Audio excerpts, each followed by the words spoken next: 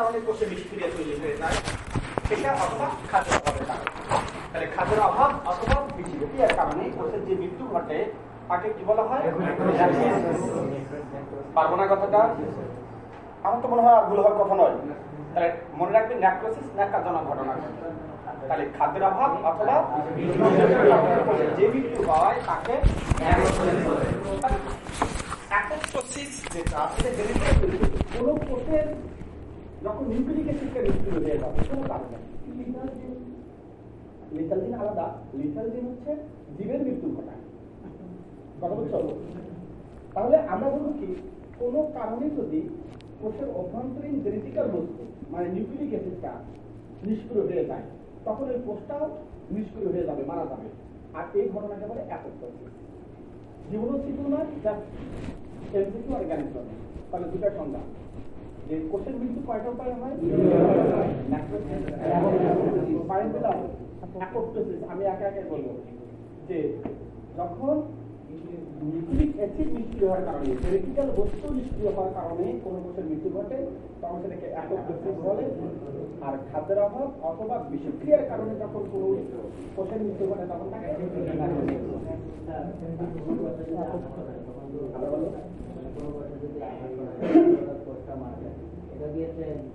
দেখো, একটা কোষ যখন আঘাতজনিত কারণে যখন মারা যাবে, আচ্ছা বলো তো, আঘাত যদি পায় তখন কিন্তু কর্তব্য হয় হয় তাতে অক্সিজেন সরবরাহ কমে যাওয়ার কারণে পুষ্টি, খাদ্য পরিপাক এই ঘটনাগুলো ঘটবে না। সেটা হয় ন্যাক্রোসিস হতে পারে, অথবা সেটা আঘাতের উপর ডিপেন্ড করবে, অথবা যদি নিউক্লিক অ্যাসিডে ক্ষতিগ্রস্ত হয়ে যায় তাহলে নিউক্লিক অ্যাসিডটা মারা যাবে। দুটোর মধ্যেই থাকবে যেগুলো কিন্তু যে কোষটা মারা গেছে সেটা কি। হ্যাঁ দেখো, যেহেতু এটা একটা প্রশ্ন, যেহেতু প্রতি মুহূর্তে কোষ মারা যাচ্ছে, নতুন কোষ সৃষ্টি হচ্ছে, এতগুলো কোষ কোথায় যায়? কাহিনী ঘটে বাবা।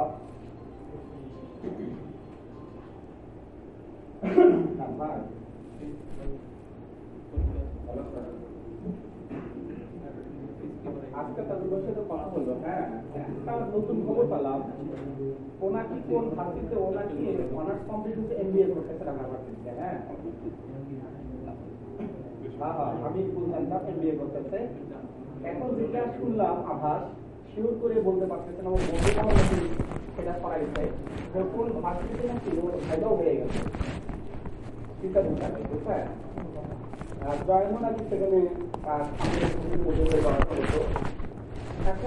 এখন আবার ধারণা করতেছে যে এটা কোনো ইস্যু নাকি, যে ভার্সিটিতে বিচার হওয়ার কথা সেই কর্তৃপক্ষ আবার কোনো দাঁড়িয়েছে নাকি, সে ভার্সিটি একবারে গান করে দিলে ওই পথ শুরু থাকবে, আমি সেখানে যেতে পারবো।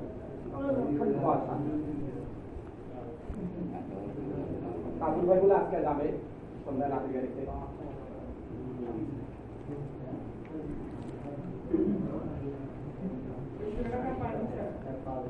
পাওয়া যায়নি।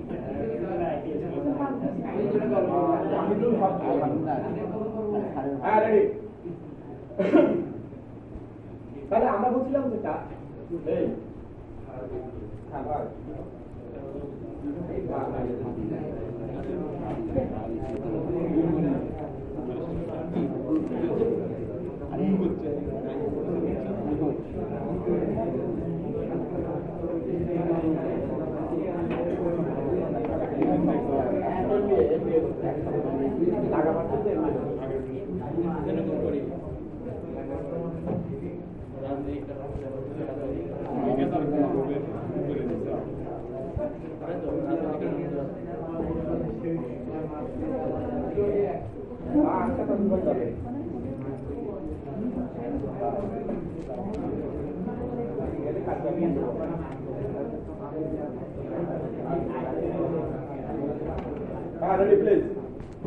তাহলে দেখ, যতগুলো কোষ মারা যায় বিভিন্ন উপায়ে আমাদের দেহ থেকে রেডিও হবে। প্রথম কথা, মৃত্যুর কোষ এগুলো তো আণবিক একেবারে। এই আণবিক কোষের যে কোষ ঝিল্লিটা, যখন কোষ মারা যাবে এই কোষ ঝিল্লির যে পেপটাইড বন্ধনীগুলো আছে এগুলা নষ্ট হয়ে যায়, আস্তে আস্তে এটা ছিন্ন ভিন্ন হয়ে যায়। এমনিতেই সূক্ষ্ম আণবিক, তারপরে যদি সেল মেমব্রেন যদি নষ্ট হয়ে যায় তাহলে আরো সূক্ষ্ম সূক্ষ্ম করে বিভক্ত হবে। তখন এগুলো প্রথম কথা আমাদের ঘামের সাথে কিছুটা বেরিয়ে যায়। দুই নম্বর কথা, এরা কিছু পরিমাণ আন্তঃকোষীয় ফাঁকা স্থানে জমা হয়, লসিকার ভিতরে মিশ্রিত অবস্থায় থাকে। এই লসিকা থেকে লসিকা জালকের ভেতরে যায়। আবার কিছু আছে কৈশিক জালিকার প্রাচীর ভেতরে রক্তের সাথে মিশে রক্ত এগুলোকে পরিবহন করে আমাদের কিডনিতে নিয়ে যায়। অন্যান্য বর্জ্য পদার্থের সাথে এরাও কিছু পরিমাণ সাকল হয়ে দেহ থেকে মূত্রের মাধ্যমে নির্গত হয়। আর কিছু পরিমাণ রয়ে যায়, সেটা আমাদের কোষের বিভিন্ন জায়গায় সঞ্চিত হয়। যখন আমাদের যেগুলো ফোড়া ওঠে, পুজ হয়, পুজের সাথে লোকে হয়ে যেভাবে পর্যায়ক্রমে বিভিন্ন ভাবে দেহ থেকে তাড়াতাড়ি নয়। না, ব্রণ কারণ আলাদা, কিন্তু ব্রণের যে পুজ বের হয় তাতে ব্রণের তো বাবা আমি তো ডাক্তার নই, তবে হ্যাঁ একটা কথা যতটুকু আমি জানি ব্রণ বিভিন্ন কারণ। কারো যদি পেটের সমস্যা থাকে তবু ব্রণ হতে পারে, কারো যদি পর্যাপ্ত ঘুম না হয় তবু হতে পারে। হ্যাঁ অবশ্যই পর্যাপ্ত ঘুম না হয় তবু ব্রণ হতে পারে। এবং যাদের পেট ক্লিয়ার হয় না, পায়খানা ক্লিয়ার হয় না, তাদেরও ব্রণ হয়। আর উঠতি বয়সে বয়সন্ধিকালীন বিভিন্ন যে হরমোনাল চেঞ্জ তার কারণেও ব্রণ হয়। ইভেন কারো যদি ত্বক তৈলাক্ত হয় তবু ব্রণ হয়। তারপরে আরো কোনো কারণ থাকতে পারে।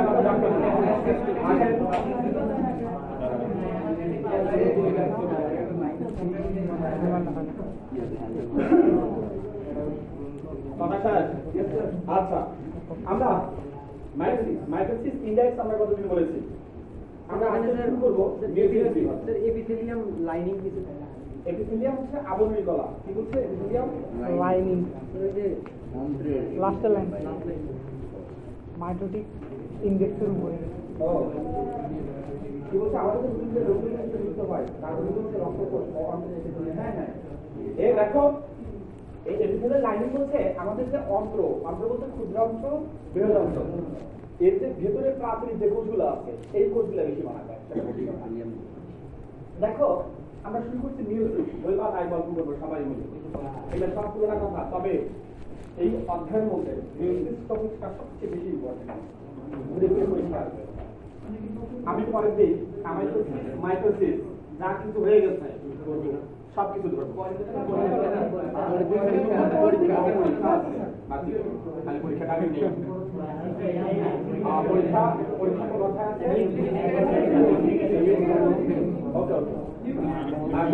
আমার দিকে তাকান সবাই। আমরা বলছি মিউজিক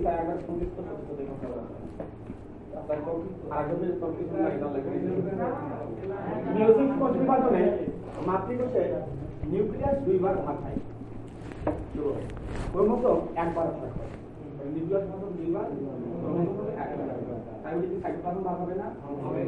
ওটা তো কমন ধরেই আমরা সংজ্ঞা দিই। তাহলে নিউক্লিয়াস দুইবার আর ক্রোমোজোম একবার বিভাজিত হয়। কয়টা অপত্য কোষ?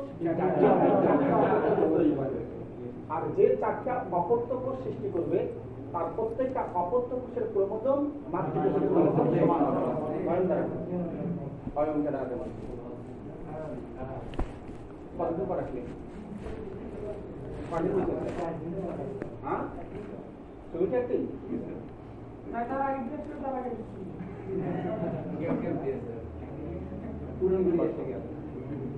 কি করবি? সমস্যা নেই, আমার কিচ্ছু যায় আসে না। টাকা পয়সা কি পেমেন্ট করছিস? তাহলে হবে। কেননা আমি রিকোয়েস্ট করে যদি তোদের চেতনা না ফেরে আর কি করবো? আমি এই বয়সে তোদের ছাপাবো? দেখো আমি যাচ্ছি পরে কোথায়।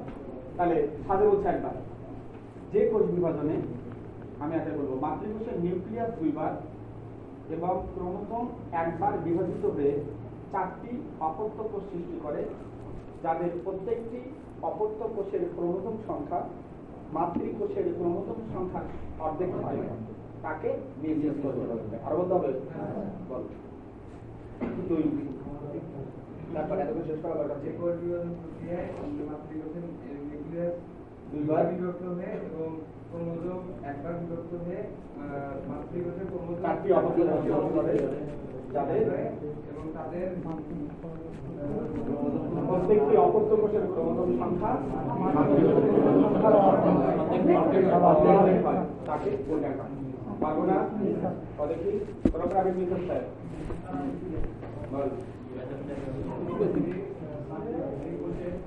যে কোষ বিভাজনে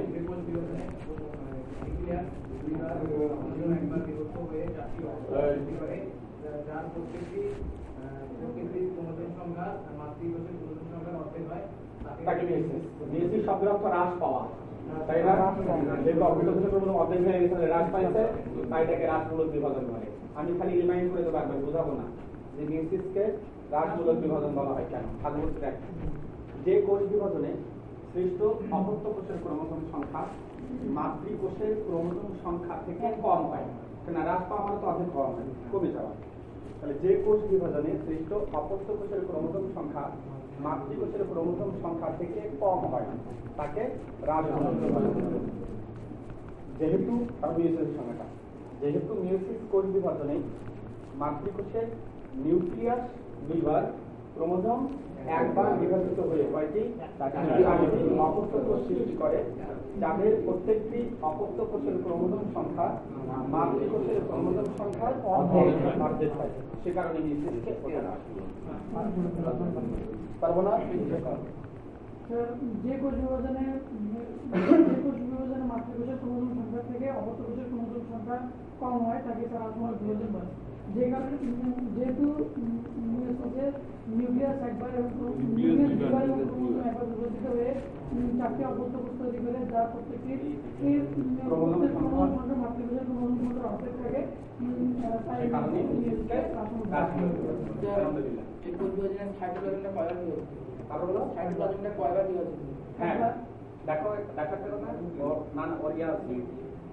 যেহেতু লক্ষ্য করো নিউক্লিয়াসটা বলতেছে নিউক্লিয়াসটা চারটা হবে।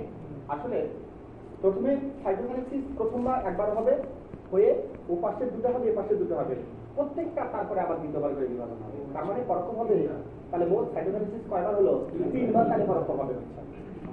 বোঝেন এই কথাটা? আচ্ছা লক্ষ্য করি, প্রথমে আগে দেখ, মনে কর এটা হলো লম্বালম্বি, যা এটাই মনে কর পুরোটাই কোষ, এই যে একটা নিউক্লিয়াস, এটা একটা নিউক্লিয়াস, তাহলে প্রথমে আগে মাছ বরাবর ভাগ হয়ে যাবে একবার। কথা কি বুঝছে? আসলে ঘটনাটা যদি আমি একবারে বলতেছি, মিউসিস 1 আর 2 এর মাঝখানে কিন্তু ইন্টারকাইনেসিস আছে। প্রথমবারই সাইটোকাইনেসিস আগে হবে, প্রথমবারই কি হবে? আগে একবার সাইটোকাইনেসিস হবে হয় মিউসিস 1 এর 2টা কোষ তৈরি করবে, তারপরে যারা আবার, আচ্ছা আমি দেখাচ্ছি, তখন এলা বলে দেবো, কারণ এভাবে বললে হবে, যখন যে কোষ তৈরি হবে তখন এলা বলবো যে এটাকে সাইটোকাইনেসিস হচ্ছে। লক্ষ্য কর মিউসিস কিভাবে হয় আমাদেরকে দেখা, একটু দেখা দরকার, আগেরটা দেখাই নেই, বাট এটা একটু দেখা দরকার, কেননা মজা লাগছে। মনে কর এটা একটা মাতৃকোষ, তাই না? মিউসিস ঘটে জনন রিপ্রোডাক্টিভ মাদার সেল। মনে কর এটাতে মোট 46টা ক্রোমোসোম আছে, তার প্রতিনিধি হিসাবে আমি দেখালাম 4টা ক্রোমোসোম। দেখো 1 2 3 4টা ক্রোমোসোম না, দুটা ক্রোমোসোম, প্রত্যেকটা ক্রোমোসোমে দুটো করে ক্রোমাটিড থাকবে, তাই না? তাহলে এটা পুরো মিলে একটা ক্রোমোসোম, যার দেখ এটা এটা নিয়ে একটা ক্রোমাটিড, নিচে এটা আর এটা নিয়ে একটা ক্রোমাটিড। কথা কি বুঝছিস? এটা আর এটা নিয়ে একটা ক্রোমাটিড, নিচে এটা আর এটা নিয়ে একটা ক্রোমাটিড। তাহলে একটা ক্রোমোসোমের ক্রোমাটিড থাকে দুটো, তো এটা একটা ক্রোমোসোম, এটা একটা ক্রোমোসোম। কয়টা ক্রোমোসোম থাকে? দুটো ক্রোমোসোম। আসলে তার মানে তুই ভাবিস না দুটো ক্রোমোসোম আছে, প্রতিনিধি হিসেবে দুটো আমি দেখি, বাট তুই সংখ্যক ক্রোমোসোম, তাই না? মনে কর এটা যখন মিউসিস হবে, যেহেতু মিউসিস নিউক্লিয়াস দুইবার ভাগ হবে, তাহলে এই নিউক্লিয়াসটা যখন মাঝ বরাবর ভাগ হয়ে গেল, তাহলে দেখতো আমরা কি দুটা নিউক্লিয়াস পাবো না? বন্ধ নিউক্লিয়াসে দুইবার ভাগ হলো না, একবার ভাগ হয়ে গেল, দুইবার কিন্তু হয়নি এখন, একবার কেবল ভাগ হলো, মায়া দুটা। তার মানে নিউক্লিয়াসটা দুইবার ভাগ হবে, তার প্রথমবারে বিভাজন হলো, তো এটাকে বলে মিউসিস 1। কি বলে এটাকে? আমাকে যদি প্রশ্ন করে মিউসিস 1 কি বা মায়োসিস 1 কি, মিউসিস মানে তো মায়োসিস বলে বোঝা যায়, যে মায়োসিস 1 কি বলবো, মায়োসিস বিভাজনের সময় নিউক্লিয়াসের প্রথম বিভাজনকে মায়োসিস 1 বলে। কতক্ষণ প্রথম বিভাজনকে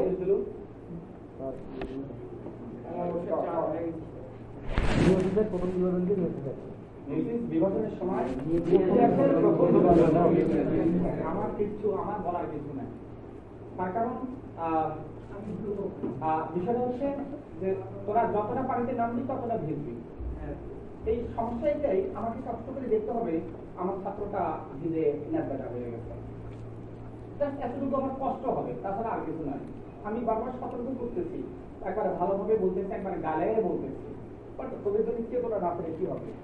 চেতনা ফিরবে ছেলেদের যখন টেস্ট পরীক্ষা হয়ে যাবে আর 2 মাস পরীক্ষা থাকবে, আল্লাহ কোটে আসে উঠি ফলে ওই শেষ, ফলে এইবারে শেষ, আর এইটা ফাজলামি জীবনে করবেন আল্লাহ এবার খালি রহমত বর্তন করে। কিন্তু এটা বারবার বলে দিচ্ছে, এসএসসি আর এইচএসসি পৃথিবীর দুটো আলাদা নেই।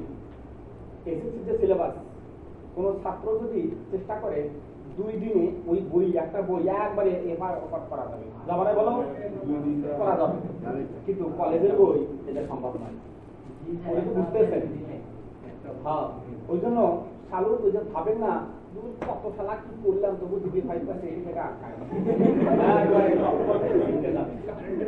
আমি বলছি মিউজিক 1 বা মিউজিক 1-এ কি ঘটনা ঘটে?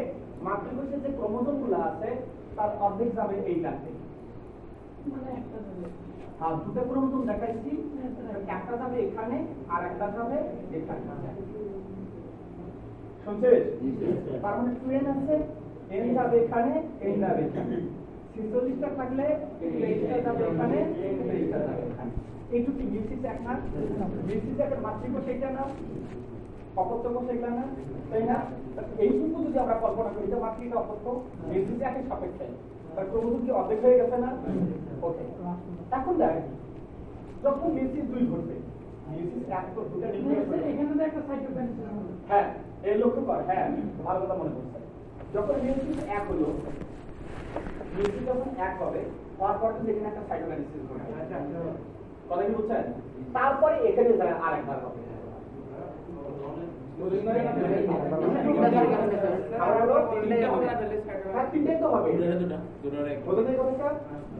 এখানে হবে 2টা, একটা মাঝখানে ভাগ ভাগ 2টা হবে, এখানে মাঝখানে ভাগ ভাগ 2টা হবে। হ্যাঁ ধাপ 2টা, ওই জন্য ধাপ 2টা, এটা একটা ধাপ, এটা একটা ধাপ। লক্ষ্য করি এ বাবা, যখন মিউজিক 1-এ 2টা অপত্যক যখন তৈরি হবে, তৈরি হওয়ার পর এখানে কি জন্ম হওয়ার পরপরই কি বিভাজন হবে? এক কিছুটা বিশ্রাম দরকার। এই বিশ্রাম দশা কমপ্লিট করার পরে মিউজিক 2 অংশগ্রহণ করবে। তার মানে মিউজিক 1 হওয়ার পরে আর মিউজিক 2 হওয়ার আগে কিছুটা বিশ্রাম দশা আছে, এটাকে বলে ইন্টারকাইনেসিস। এটা কিন্তু ইন্টারফেস না, কথা বুঝছো? ইন্টারফেস কথা বলা হয় মাইটোসিসের ক্ষেত্রে। তাহলে মিউজিক 1 আর 2 এর মধ্যবর্তী বিশ্রাম দশাকে ইন্টারকাইনেসিস। যখন ইন্টারকাইনেসিস হবে তখন এদের আবার মিউজিক 2 হবে, দ্বিতীয়বার বিভাজন হচ্ছে। এটা ভাগা হবে এই 2টা, এটা ভাগা হবে এই 2টা, এটা হলো মিউজিক 2। লক্ষ্য করতো এই জায়গায় ক্রোমোজোমের বিভাজন হয়েছে কিনা? হয়েছে না? ক্রোমোজোমের বিন্যস্ত হওয়া, ক্রোমোজোমের বিভাজন হলে এমন হতো, আমার দিকে দেখ, হ্যাঁ এটা না, এটা মাঝখান দিয়ে সেন্ট্রোলেটা ভাগ হয়ে যায়, এইরকম একটা ক্রোমোজোম থেকে 2টা ক্রোমোজোম জন্ম হতো। এদিকে তাই বলছে ওটাই ছিল, তার একটা গেছে কি একটা গেছে। তাহলে এটা তো ক্রোমোজোমের বিন্যস্ত হওয়া, সিদ্ধান্ত হচ্ছে মিউজিক 1-এ ক্রোমোজোমের কোনো বিভাজন হয় না, তার মানে মিউজিক 2-এ যা ক্রোমোজোমের বিভাজন হবে। আর ক্রোমোজোমের বিভাজন মানে একটা ক্রোমোজোম থেকে অর্ধেক হওয়া না, ডাবল হওয়া, ডাবল হওয়া। হয়তো বলবি আলাদা একটা পূর্ণাঙ্গ ক্রোমোজোমে যে 2টা ক্রোমাটিড থাকবে তাতে কি একটা ক্রোমাটিড থাকলে তবু সেটা পূর্ণাঙ্গ, 2টা ক্রোমাটিড থাকলে তবু সেটা পূর্ণাঙ্গ। পার্থক্য হচ্ছে 2টা ক্রোমাটিড থাকবে বিভাজনগত অবস্থায় আর একটা ক্রোমাটিড থাকবে ইন্টারফেজ অবস্থায়, ভাগ হয়ে যাবে ক্রোমাটিড। তাহলে দেখ আমি আবার বলছি দেখ, লক্ষ্য কর, এটা কি একটা ক্রোমোজোম না? আবার এটাও একটা ক্রোমোজোম, বুঝিস নাই? তোরা যদি একটা মানুষের একটা ছেলে হচ্ছে, ছেলেটা ছেলেতে পড়ে, ও কি একটা পূর্ণাঙ্গ ছেলে না? পূর্ণাঙ্গ ছেলে না? পূর্ণাঙ্গ তো বলবো, অত একান্ত কম নাই, ঠিক আছে না? কিন্তু বয়স কম, অপরিণত, পার্থক্য এই জায়গায়। যখন এই ক্রোমোজোমটা আছে, এটা একটা পূর্ণাঙ্গ ক্রোমোজোম, কোষ বিভাজনের সময় এই পূর্ণাঙ্গ ক্রোমোজোমে আমরা পড়ি নেই, প্রোফেজ দশায় আমরা পড়ি নেই, ক্রোমোজোম তার সেন্ট্রোলে বিভিন্ন 2টা ক্রোমাটিডে ভাগ হয়ে যাবে, সেই প্রোফেজে যায় ওই ক্রোমাটিডটা ভাগ হয়, এরকম 2টা ক্রোমাটিড জন্ম হবে। এরাই আস্তে আস্তে খাটো আর মোটা হবে, এইরকম এক সময় মন্ত্রী হয়ে যাবে। বুঝিস নাই না এটার কথা হ্যাঁ ব্যাপারটা কি ক্লিয়ার তাহলে প্রকেজে যায় এই ভাগটা যাবে তাহলে একটা ক্রমাটিক থাক দুটা ক্রমাটিক থাক দুটাই পূর্ণাঙ্গ ক্রমাটিক আচ্ছা এখন দেখ এই ক্রমজোড়টা যদি ভাগ হয় বাপ তাহলে একটা ক্রমজোড় থেকে কয়টা হবে দুটা আর একটা যাবে এখানে আমি একটা করে ক্রমাটিক দিলাম তাতে সমস্যা আছে ভাগ হয়তো প্রাথমিক অবস্থায় একটাই করে ক্রমাটিক থাকবে এটাও ভাগ হয় দুটা হবে তার একটা যাবে এখানে আর একটা যাবে এখানে তাহলে n সংখ্যক ক্রোমোজোম ভাগ হয় 2n হবে যার n সংখ্যক যাবে এখানে n সংখ্যক এখানে এই n সংখ্যক ভাগ হয় 2n n সংখ্যক এখানে n সংখ্যক এখানে তাহলে 23টা ভাগ হয় কয়টা হবে 11.5টা না স্যার 23টা হবে একটা ভাগ হয় যদি দুটো হয় তাহলে 23টা ক্রোমোজোম ভাগ হয় 46টা হবে বুঝতেছিস না 23টা এখানে এখানে একই নিয়ম বুঝিস নাই আসল মাতৃকোষ কেটে না বাপ তার আছে 2n সংখ্যক ক্রোমোজোম আসল অপত্য কথা এটা জানেন n সংখ্যক প্রত্যেকটা অপত্য কোষের ক্রোমোজোম মাতৃকোষের ক্রোমোজোমের অবজেক্ট হয়ে গেছে তো দ্যাটস অল রাশিমূলক বিভাজন নিউক্লিয়ার বিভাজন কিন্তু যদি আমরা মিয়োসিস 1 এইটুকুকে লক্ষ্য করি এইটুকু কি আলাদাভাবে রাশিমূলক না প্রত্যেকটা অপত্য কোষের ক্রোমোজোম মাতৃকোষের অবজেক্ট তাই মিয়োসিস 1টাকেও আলাদাভাবে রাশিমূলক আমরা বলতে পারি মাতৃকোষের অপত্য কোষের ক্রোমোজোম সমান সমান তাই মিয়োসিসকে আমরা সমীকরণিক তাহলে আমি তিনটা সংজ্ঞা বলেছি মিয়োসিস বিভাজনের সময় কি প্রশ্ন আছে কোনো এইটুকুর মধ্যে বারের মধ্যে কিভাবে বলবো হ্যাঁ তাহলে সাদা চেওয়াজরা মিয়োসিস বিভাজনের সময় নিউক্লিয়াসের প্রথম বিভাজনকে মিয়োসিস 1 আর মিয়োসিস বিভাজনের সময় নিউক্লিয়াসের দ্বিতীয় বিভাজনকে মিয়োসিস 2 বলা হয় তাই না মিয়োসিস 1 এ কোনো ক্রোমোজোমের বিভাজন হয় না হয় মিয়োসিস 2 এ ক্রোমোজোমের বিভাজন হয় মিয়োসিস 1 কে রাশিমূলক বিভাজন বলে আর মিয়োসিস 2 কে পার্থক্যটা হয়ে গেল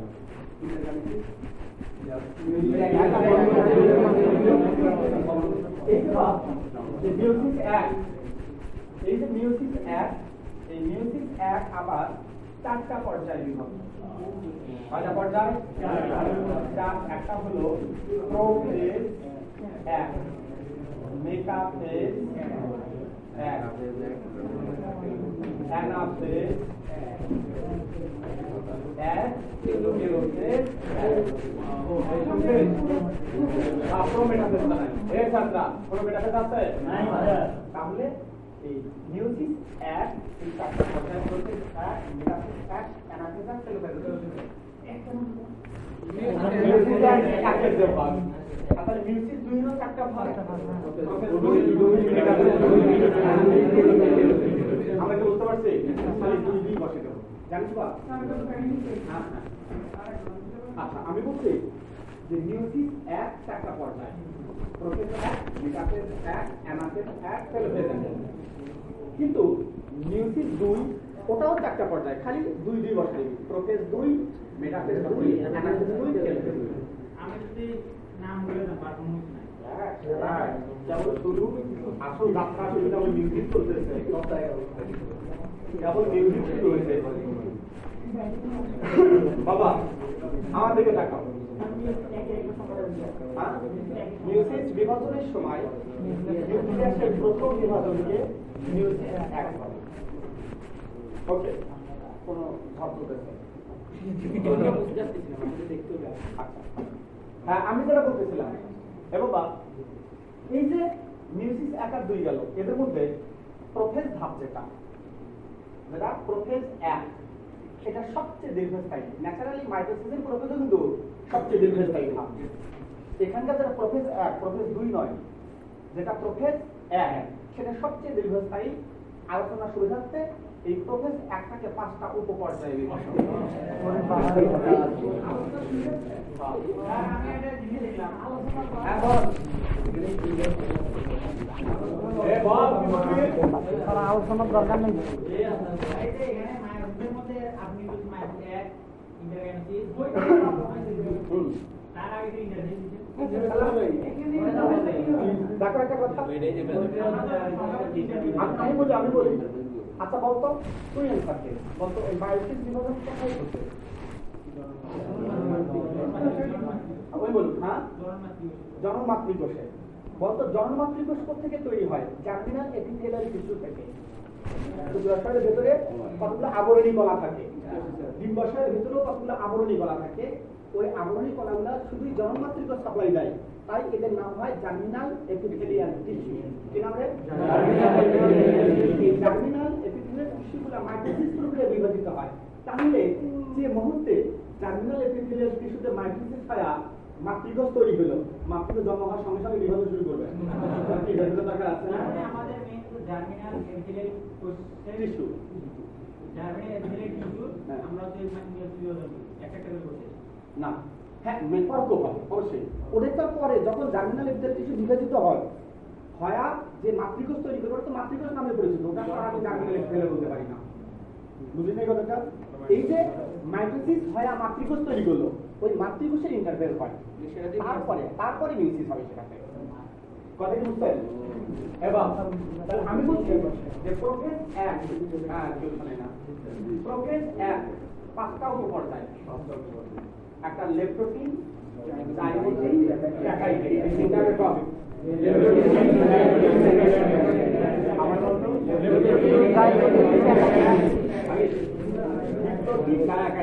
আমি আস্তে আস্তে মুক্ত করাবো, ধৈর্য ধরে আমার সাথে সবাই চোখ বই দেওয়া আছে অবশ্যই, তারপরে বলতেছি লেপ্টোটিন, সবাই চোখ, জাইগোটিন, প্যাকাইটিন, ডিপ্লোটিন, ডায়াকাইনেসিন। প্রথমে দেখ যে কথা বলবি না, আমরা প্রথমে শুরু করবো লেপ্টোটিন। আচ্ছা, লেপ্টোটিনে কি ঘটবে কেউ দেখে না। লেপ্টোটিনে কি ঘটবে? লেপ্টোটিনের শুরুতে এর ভেতরে তো নিউক্লিওলাস আছে, আছে না বলতো?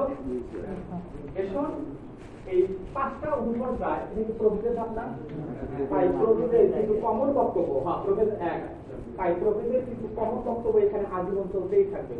জল বিয়োজন হতেই থাকবে, পাতা মাথা হতেই থাকবে, হতেই থাকবে, হতেই থাকবে। হ্যাঁ এটা হবে। তাই এই জল বিয়োজনের ফলে খাটো মোটা হয়, এই কথাটা বলতেই থাকবে। সব ভাবে এখানেও কি হবে? ক্রোমোজোম থেকে কি হবে? পানি অপসারণ হবে না? পানি অপসারণ হয়ে ক্রোমোজোম গুলো সংকুচিত হয়ে তাই না রে? এটার গায়ে কি রক্তপদার্থ থাকবে না? ক্রোমাটিনে কি ক্রোমোমিয়ার থাকবে না? মিলে সব থাকবে। এভাবে এরা খাটো আর মোটা হয়, কিন্তু এরা অবিভক্ত অবস্থায় থাকবে। কি থাকবে? মানে ক্রোমাটিন বিভাগে ভাগ হওয়ার নাই। বুঝছেন কি ঘটনাটা? তাহলে ক্রোমোজোমটা কি আছে? অবিভক্ত আছে। এই দোষের শেষের দিকে এই যে ক্রোমোজোমের যতগুলো সেন্ট্রোমিয়ার আছে না, এই সেন্ট্রোমিয়ার গুলা আস্তে আস্তে এই নিউক্লিয়ার এনভেলপের কাছাকাছি আসে। সেন্ট্রোমিয়ারটা এখানে আসে, ক্রোমাটিন গুলা এইরকম হয়ে থাকে। আবার দেখ একটা সেন্ট্রোমিয়ার এখানে আসবে, ক্রোমাটিন গুলো এইরকম হবে। যদি এইরকম হয় তাহলে দেখতে অনেকটা কি ফুলের তোড়ার মতো মনে হবে না? তাই না? বুকে গোড়াটা ইয়া ছুটে গালিয়া দেওয়া, বুকে দেওয়া হয়, তাই না? যেহেতু এই সবগুলো সেন্ট্রোমিয়ার, কেউ শোনে না, যেহেতু সবগুলো সেন্ট্রোমিয়ার এই নিউক্লিয়ার এনভেলপের কাছাকাছি আসে আর ক্রোমাটিন গুলো একদিকে অবস্থান করে, এই অবস্থায় একে দেখতে ফুলের তোড়ার মতো মনে হয়, তাই একে বুকে বলে। আর এই ধরনের বিন্যাসকে পোলারাইজড বিন্যাস বলা হয়। কি বলা হয়? হ্যাঁ, এটা অনলি প্রাণী কোষে দেখা যায়, উদ্ভিদ কোষে এমনটা হয় না। আমরা পুরো গল্পটা একবার সাজাচ্ছি, আমরা বলবো। হ্যাঁ হ্যাঁ উদ্ভিদ কোষে আলাদা আছে। উদ্ভিদ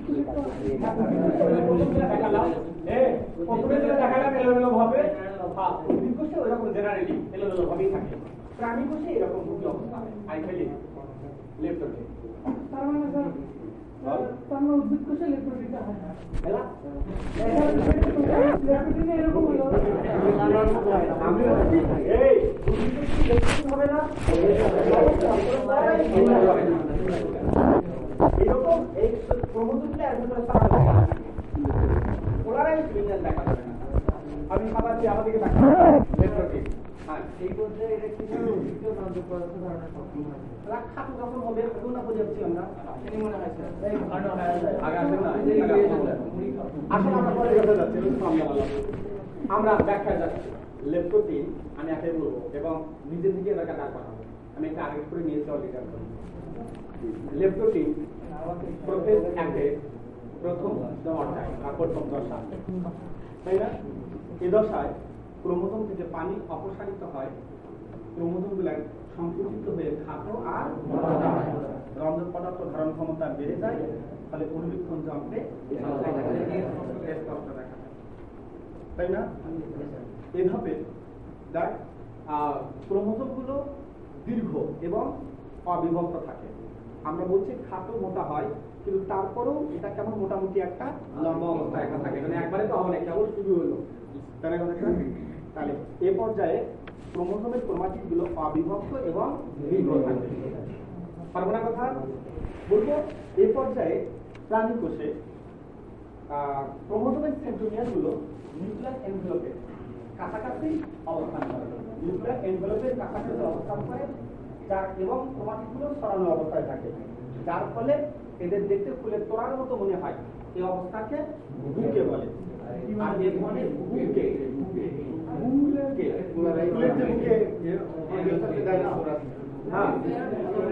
তোরা যেটা বলছি ওটারই আসলে আরেক নাম হলো বুকে। এই ধরনের বিন্যাসকে পোলারাইজড বিন্যাস হয়। আর কি বলতে হবে, আমি পুরোটুকু বলছি। আমরা বললাম যে লেপ্টোটিন প্রোফেজ একের প্রথম ধাপ।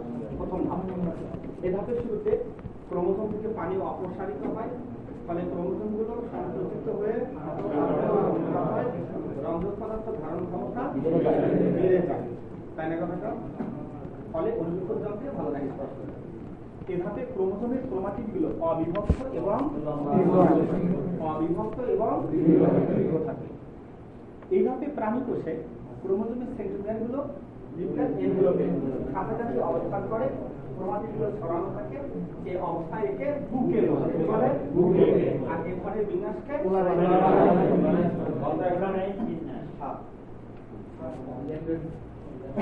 বলো।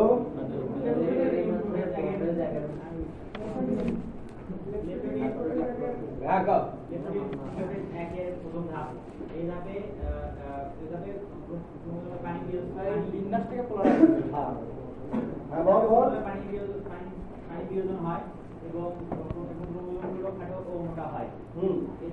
খাটো ও মোটা হয়, ফলে এদের রঞ্জক বেড়ে যায় এবং দেখা যায়। এই ধাপে ক্রোমাটিড গুলো অবিভক্ত থাকে এবং এদের ক্রোমাটিড গুলো অবিভক্ত থাকে, হ্যাঁ, এবং এদেরকে দীর্ঘ দেখা যায় এবং এটা দীর্ঘ হয়, দেখা যায়। এইভাবে সেন্ট্রোমিয়ারটি নিউক্লিয়াস এনভেলপে থাকে এবং ক্রোমাটিড গুলো ছড়িয়ে থাকে, ফলে এদেরকে ফুলে তোড়ানো দেখা যায় এবং এই অবস্থায় একে বুকে বলে।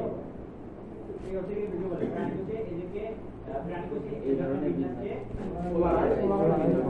আমরা এর মধ্যে দীর্ঘ থাকে ক্রোমাটিড গুলো। হ্যাঁ, পানি বিয়োজনের ফলে সেটা খাটো হয়। আমি কিন্তু সেটা অলরেডি বলেছি যে আগের যে অবস্থা ছিল তার চেয়ে খাটো হয়, কিন্তু একেবারে খাটো হয় এরকম মোটা হবে না, মোটামুটি তবু লম্বা অবস্থায় থাকে, কিছুটা হয় খাটো।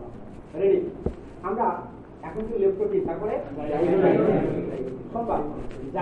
জাইগোস সংক্রান্ত জোর।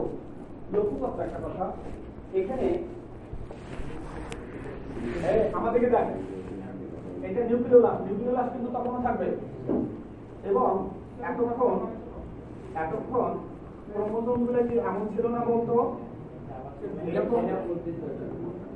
এরকম সরাসরি ছিল না। আর প্রাণী কোষের দিকে কি ছিল, এই জাইগোসের পর্যায়ে হয় কি ক্রোমোজোম গুলো এভাবে থাকে না, এরা জোড়ায় জাইগোস মানে যে জোর, তাই এরা জোড়ায় অবস্থান করবে। কার সাথে কাজ জোড়া হবে? বিষয়টা হচ্ছে যে এটা তো একটা জননমাতৃ কোষ। জননমাতৃ কোষ কি নিউক্লিয়াস হচ্ছে না? এটা একটা জননমাতৃ কোষ। আচ্ছা, আমাদের জননমাতৃ কোষ যেখান থেকে কুন্দামে তৈরি হচ্ছে, ওই জননমাতৃ কোষের নিউক্লিয়াস নাম। এই নিউক্লিয়াস কোষে যে 23 জোড়া 2 সেট ক্রোমোজোম আছে, আমি বলবো যে এক সেটের অধিকার আমার বাপের, আর এক সেটের অধিকার আমার যেটা কথা। প্রথম যে জাইগোট ছিল, জাইগোটে এই সংখ্যক ক্রোমোজোম আছে মায়ের ডিম্বাণু, আর এই সংখ্যক আছে মায়ের শুক্রাণু। এগুলো বাপের শুক্রাণু দুটো মিলিত জাইগোট হচ্ছে। তাহলে জাইগোটে যে 23 জোড়া বা 46টা ক্রোমোজোম আছে, 2 সেট ক্রোমোজোম আছে, বুঝছিস তো? যে 2 সেট ক্রোমোজোম আছে, এই 2 সেট ক্রোমোজোম অর্ধেক দাবিদার বাপ, অর্ধেক দাবিদার মা। সেখান থেকে তোদের কোটি কোটি কোষ তৈরি হয়েছে। প্রত্যেকটা কোষের যে 2 সেট ক্রোমোজোম আছে নিউক্লিয়াসগুলা, তাই এক সেট কি বাপের না, এক সেট মায়ের না? তার মানে এখানে যে আমি 4টা ক্রোমোজোম দেখাইছি, তার 2টা বাপের, বাট তারা একই জায়গায় অবস্থান করে। এই ক্রোমোজোমগুলোকে হোমোলোগাস ক্রোমোজোম বলা হয়। সমস্ত ক্রোমোজোম বাপের একটা ক্রোমোজোম, তাই না? ওই তো বললাম, আমি যে থাকবে তো 46টা, এই বলো থাকবে তো 46টা, আমি দেখাইছি 4টা, তার মানে অর্ধেকগুলো বাপের, 2টা হলো বাপের আর 2টা মায়ের। সেটা এখন বলবো। এই গ্রুপের শুরুতে 2টা হোমোলোগাস ক্রোমোজোম পাশাপাশি আছে, কাছাকাছি আসে এভাবে জোড় গঠন করে, তখন ক্রোমোজোমগুলো আরো একটু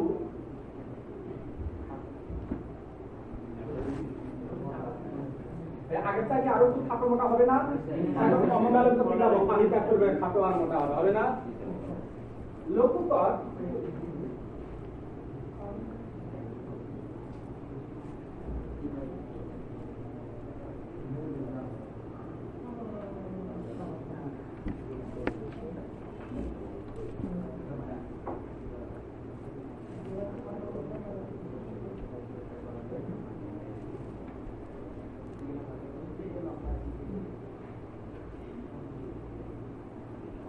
বাবা একটা ধলাই রাখছি, একটা কালা করে দিচ্ছি, বুঝাচ্ছি?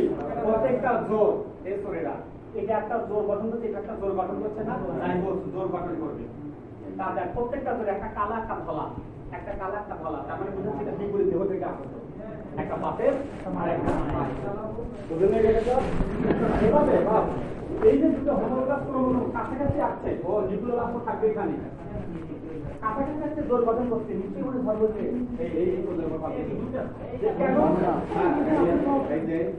এখন সবাই যদি হ্যান্ডেল মারে তাহলে এই চোখ এটা করতে হয় না, কত সেটা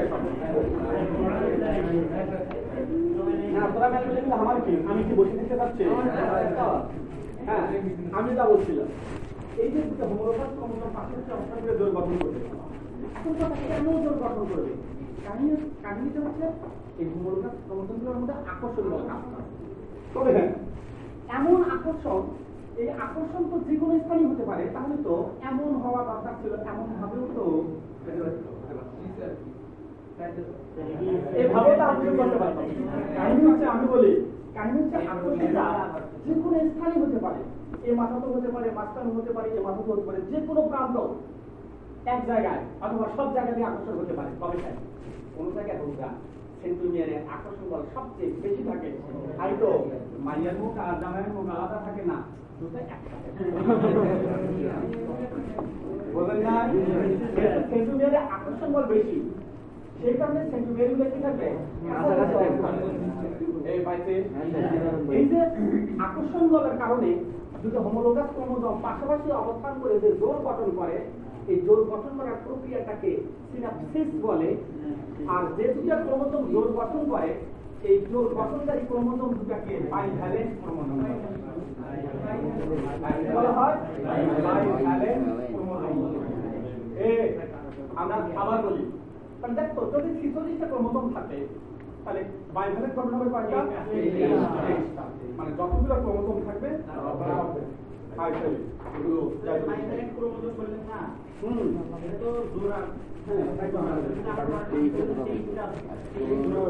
আমি বলছি মানে 2টাকে একসাথে বাইভ্যালেন্ট, বাই মানে 2, ভ্যালেন্স যুগল, 2টা মিলে যুগল গঠন হবে। এরকম যুগল গঠন হবে 23টা। হ্যাঁ, তুই বলবি 23 জোড়া ক্রোমোজোম থাকবে সেখানে, এটা বলতে পারবি। আসেন আমার দিকে, আমরা বলছিলাম জাইগোটির উপপর্যায়ে ধরবো না, জাইগোটির উপপর্যায়ে হোমোলোগাস ক্রোমোজোম গুলো না আগে বলি পানি ত্যাগ করে আরো বল, আচ্ছা ঠিক আছে। জাইগোটির উপপর্যায় প্রসেস একের দ্বিতীয় এভাবে সবাই চলবে। ক্রোমোজোম থেকে পানি অপসারিত হয়, ক্রোমোজোম গুলো আরো খাদ্য মোটা হয়, রন্ধ্র ধারণ আরো বেড়ে যাওয়ায় অনুযুক্ত যন্ত্রে আরো হ্যাঁ এই সময় এই কোষের অভ্যন্তরস্থ দুটি করে হোমোলোগাস ক্রোমোজোম পাশাপাশি অবস্থান দুটি করে হোমোলোগাস ক্রোমোজোম কি করে অবস্থান করে জোড় গঠন করে, তাই না?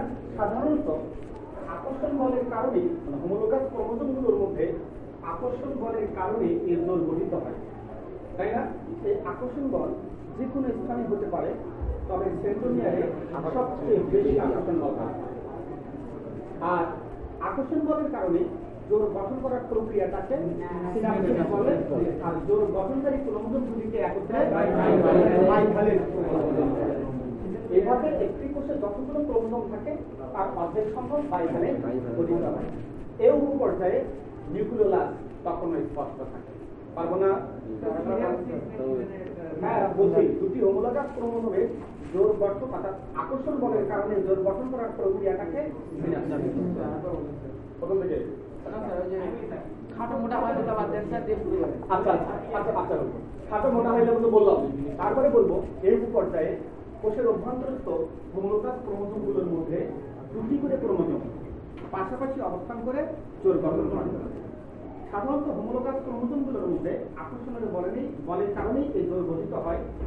এই আকর্ষণ যে কোনো স্থানই হতে পারে, তাই না? তবে সেন্টিমিটার হচ্ছে সবচেয়ে বেশি আকর্ষণ হয়। আর আকর্ষণের কারণে জোড় গঠন করার প্রক্রিয়াটাকে বলে। জোড় গঠনকারী ক্রোমোজোম দুটাকে দুটো ক্রোমোজোমকে একসাথে নাম দেওয়া হয় বাইফালেট। হ্যাঁ, কনজুগাল লাইফে দুইজনই থাকে, একজন একটা কোষে যতগুলো ক্রোমোজোম থাকে তার অর্ধেক সংখ্যক বাইফালেট ক্রোমোজোম থাকে। এই ধাপে নিউক্লিওলাস কখনো স্পষ্ট থাকে না।